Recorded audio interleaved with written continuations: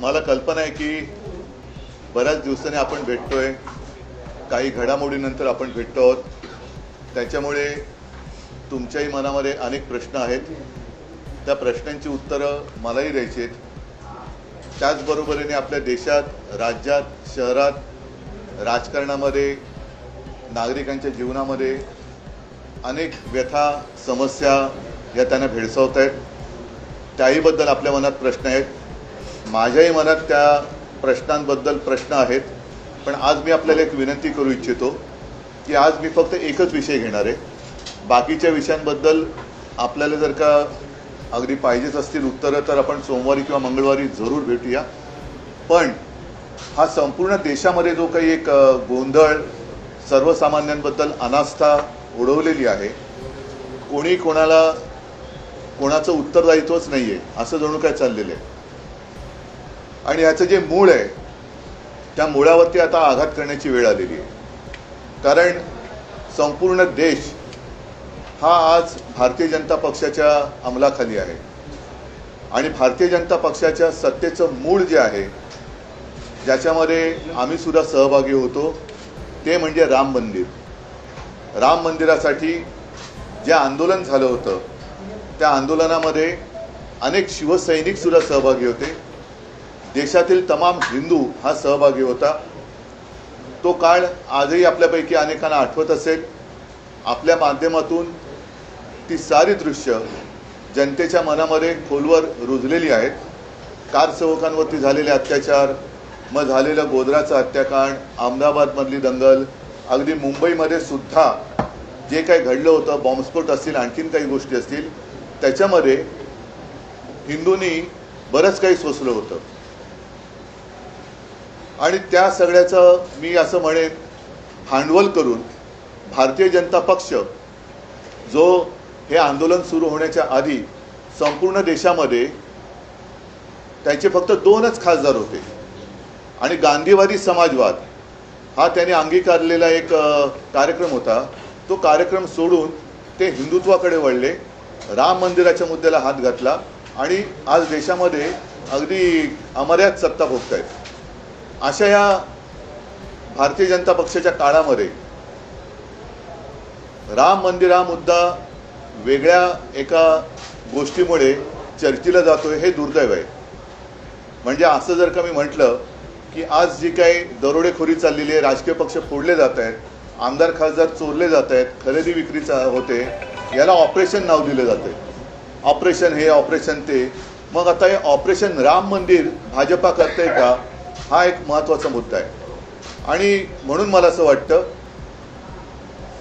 की या सगळ्या बातम्या दाखवल्या जात असतील, नसतील, बातम्या छापून येत असतील, नसतील, पण चोरी तर होते. राम मंदिरावरती दरोडा तर टाकला गेलाय. त्याच्याबद्दल पुरावे सुद्धा दिले गेलेत. काही जणांचं म्हणणं असं आहे की त्या चोरीचा पैसा हा इतर पक्ष फोडण्यासाठी वापरला जातोय. हे फार गंभीर आहे. आणि जसं एकदा अटल बिहारी वाजपेयी म्हणाले होते, जेव्हा मी सांगितलं ना 90चा काळ होता, की अब हिंदू मार नहीं खाएगा, तसं आज मी म्हणतोय की अब हिंदू माफ नहीं करेगा. जे जे मंदिर लुटतायत, मग ते भाजपचे कोणी असतील किंवा आणखीन कोणी असतील, पण लेकिन अब हिंदू माफ नहीं करेगा उनको.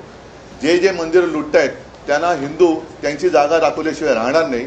आणि त्याची सुरुवात आम्ही येत्या रविवारपासून करतो. येत्या रविवारी 5 तारखेला संध्याकाळी 4च्या सुमारास दादर इथे पुणे एकेकाळी जो एक कबूतरखाना होता, तिथे एक मारुतीचं मंदिर आहे. त्या मंदिराच्या समोर तमाम हिंदूंना, ज्यांना असं वाटतंय की भाजपच्या कालखंडामध्ये हिंदुत्व धोक्यात आले म्हणून ज्यांनी मोर्चे काढले होते, त्यांना सुद्धा मी आमंत्रित करतोय. पक्ष वगैरे न बघता जे जे राम भक्त असतील, जे जे हिंदू आहेत, ज्यांना रामाच्या मंदिरात होत असलेली चोरी ही सहन होत नाहीये, पण जाब विचारायचं वाटतोय, ते सगळेजण तिकडे 4च्या सुमारास जमतील. मी स्वतः तिकडे जाणार आहे. माझ्यासोबत शिवसेनेचे नेते असतील, लोकप्रतिनिधी असतील, आणि मी तर म्हणेन केवळ शिवसैनिकच नाही तर तमाम राम भक्त असतील. ज्यांनी हिंदुत्व सोडलेलं नाही, ज्यांनी बाळासाहेबांचे विचार सोडलेले नाहीत, ते सुद्धा हिंदू असतील तर ह्याच्यामध्ये येऊ शकतील, त्यांनी यावं आणि तिथे मग आम्ही रामरक्षा आंदोलन करतो आहोत. त्याच्यात साहजिकच आहे की रामरक्षा एक जसं पूर्वी आम्ही महाआरती करत होतो हिंदूंना जागं करण्यासाठी, आता हिंदू जागे झालेत. आता हिंदू त्यांना जाब विचारतील, तो जाब विचारण्यासाठी आम्ही तिथे रामरक्षा म्हणू, हनुमान स्तोत्र म्हणू आणि हनुमान चालीसा सुद्धा म्हणू. हे जाहीररित्या हा कार्यक्रम सुरू होईल.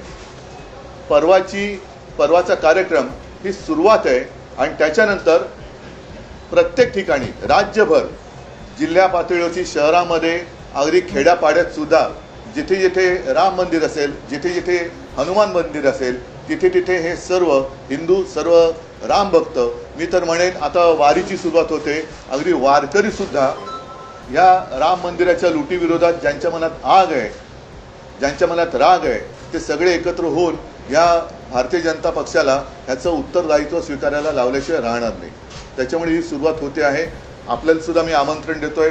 आपल्या माध्यमातून मी सर्व हिंदूंना, सर्व राम भक्तांना तिथे आमंत्रित करतो आहोत, कारण हिंदुत्वाच्या नावावरती ही लूट आम्ही सहन करू शकत नाही.